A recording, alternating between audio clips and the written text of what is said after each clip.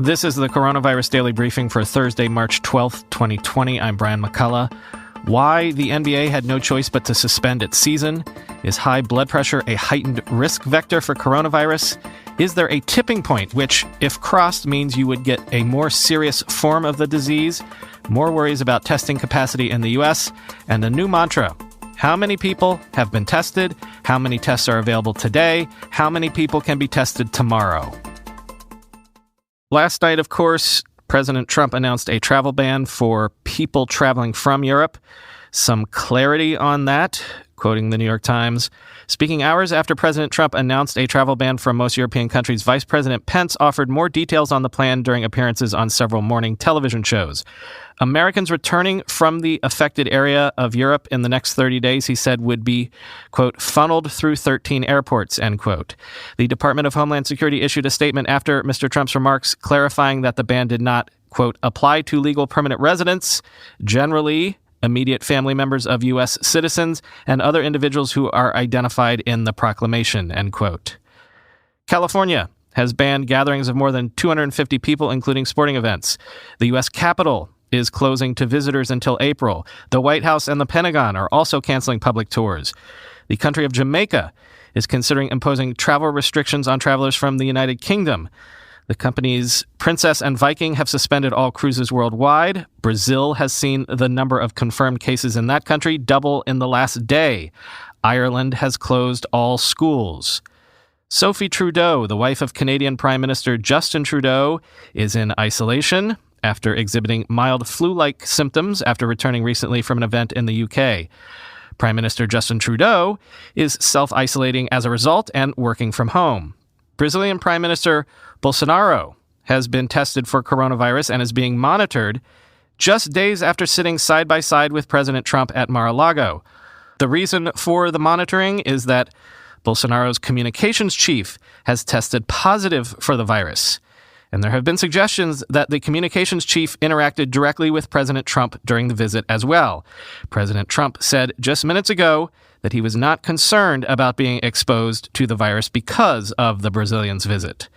There is a very disturbing story in the Washington Post that says that satellite imagery is picking up mass graves in Iran that are the lengths of football fields.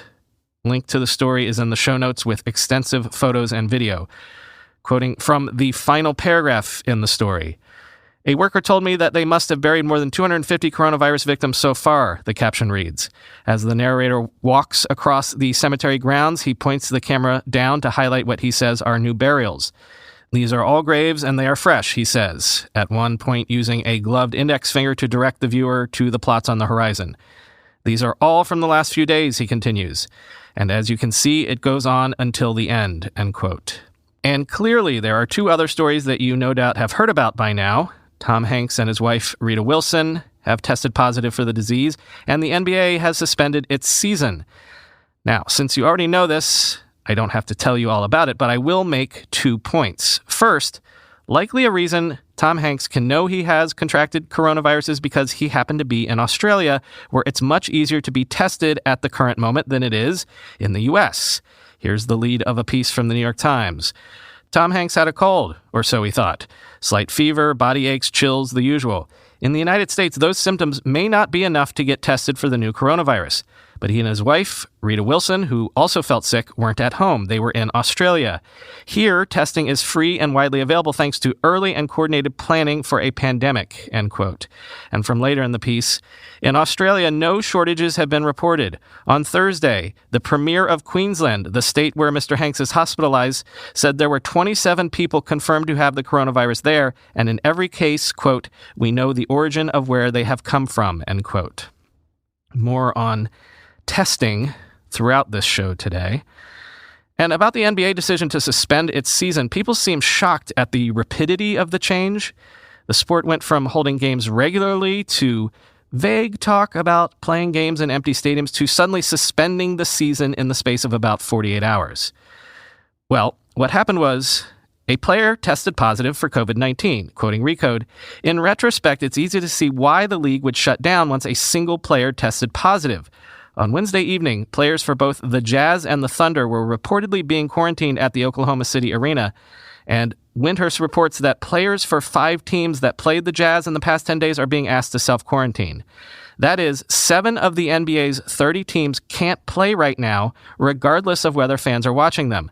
The virus forced the NBA's hand, and will be very lucky if that's the most sweeping turn of events in the next few months, weeks, or days, end quote. You can't do a season if teams can't play because players are in quarantine. Data from Wuhan in China suggests that people with high blood pressure are at a heightened risk of dying from coronavirus. Studies have yet to establish why this is the case, but doctors working in the city are reported to have noticed that coronavirus patients with hypertension are more likely to be severely affected by the virus and die. Quoting from Bloomberg, of a group of 170 patients who died in January in Wuhan, the first wave of casualties caused by a pathogen that's now racing around the world, nearly half had hypertension, end quote. Reflecting on that number, Du Bin, director of the ICU at Peking Union Medical College Hospital, told Bloomberg, quote, "That's a very high ratio. From what I was told by other doctors and the data I can see myself, among all the underlying diseases, hypertension is a key dangerous factor. Though there is no research published on that yet, we believe hypertension could be an important factor in causing patients to deteriorate, leading to a bad prognosis," end quote. Du added that older people and those with high blood pressure are, quote, "the key focus," end quote, as doctors try to understand the progression of COVID-19 and, mirroring observations we've touched on before on this podcast, pregnant women and children seem to be less seriously affected by the virus. He told Bloomberg, quote, "From what we know, infected pregnant women do not get into a serious situation with the coronavirus. With influenza, pregnancy is a high-risk factor that can cause severe symptoms and lead to bad outcomes, but not this time," end quote. Speaking of bad outcomes, is there a tipping point with this virus?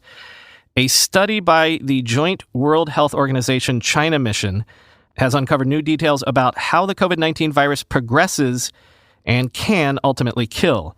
The report, which is linked as always in the show notes, examined nearly 56,000 laboratory-confirmed cases in China and found that, quote, "Most people infected with COVID-19 virus have mild disease and recover. Approximately 80% of laboratory-confirmed patients have had mild to moderate disease, which includes non-pneumonia and pneumonia cases. 13.8% have severe disease and 6.1% are critical," end quote. Those at the highest risk for severe disease and death, well, we've heard it before, quote, "people aged over 60 years and those with underlying conditions such as hypertension, diabetes, cardiovascular disease, chronic respiratory disease, and cancer," end quote. But Jeffrey Taubenberger, head of the Viropathogenesis and Evolution section of the National Institute of Allergy and Infectious Diseases, explained to Bloomberg News that coronavirus infection usually starts in the nose and then attacks the upper respiratory tract. Quoting from the Bloomberg report, "If it's contained in the upper airway, it usually results in a less severe disease.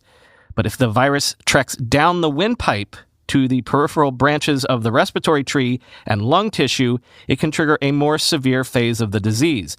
That's due to the pneumonia-causing damage inflicted directly by the virus plus secondary damage caused by the body's immune response to the infection." Quote, "Your body is immediately trying to repair the damage in the lungs as soon as it's happening," Taubenberger said. "Various white blood cells that consume pathogens and help heal damaged tissue act as first responders." Quote, "Normally, if this goes well, you can clear up your infection in just a few days," end quote.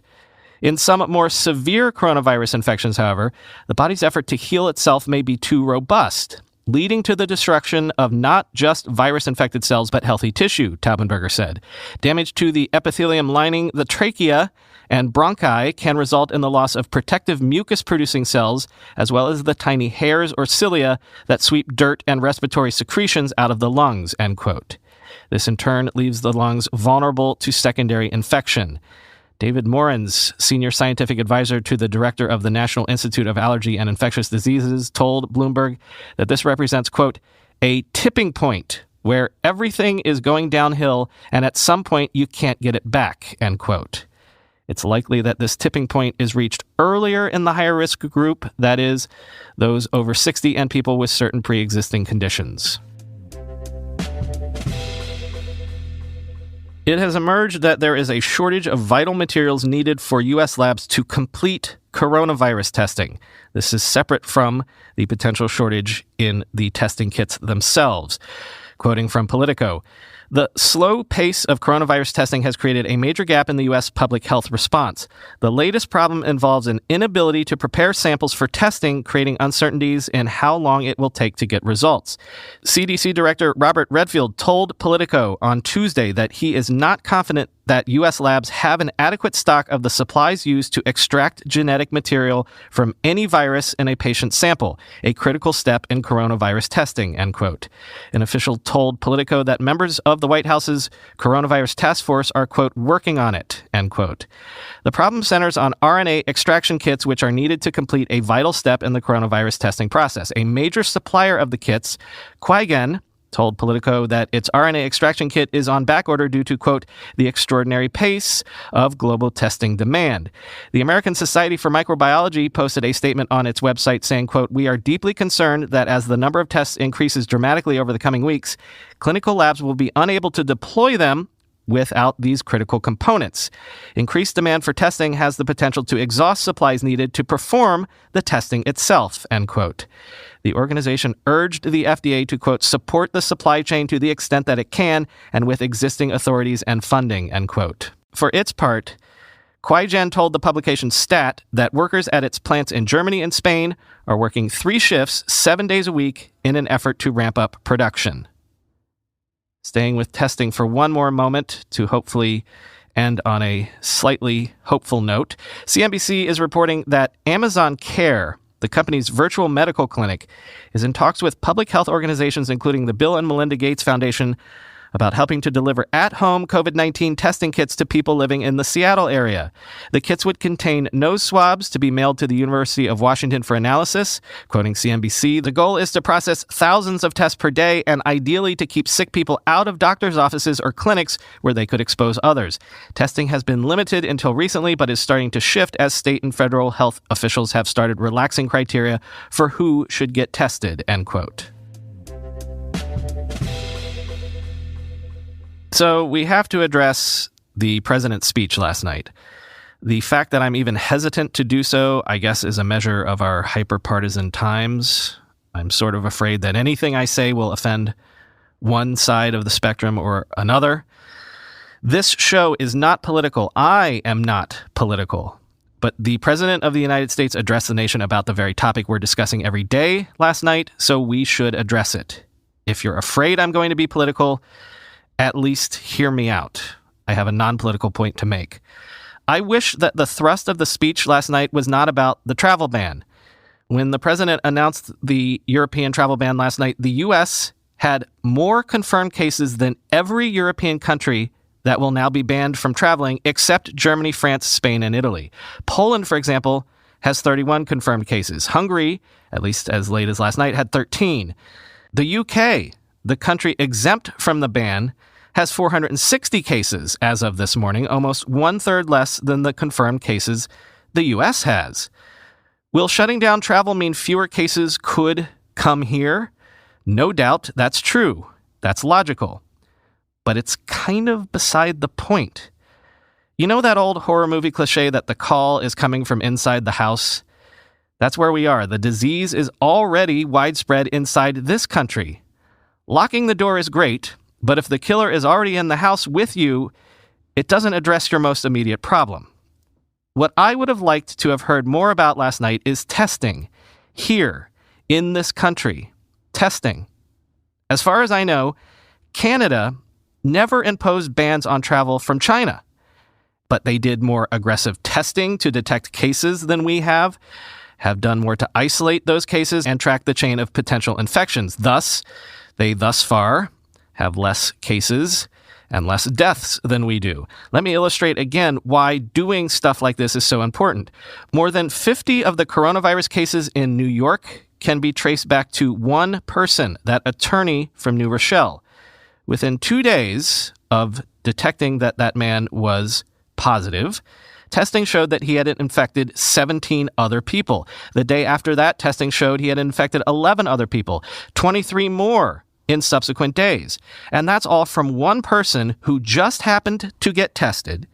And then because authorities knew he was a vector, authorities tested those in contact with him and found 51 more cases.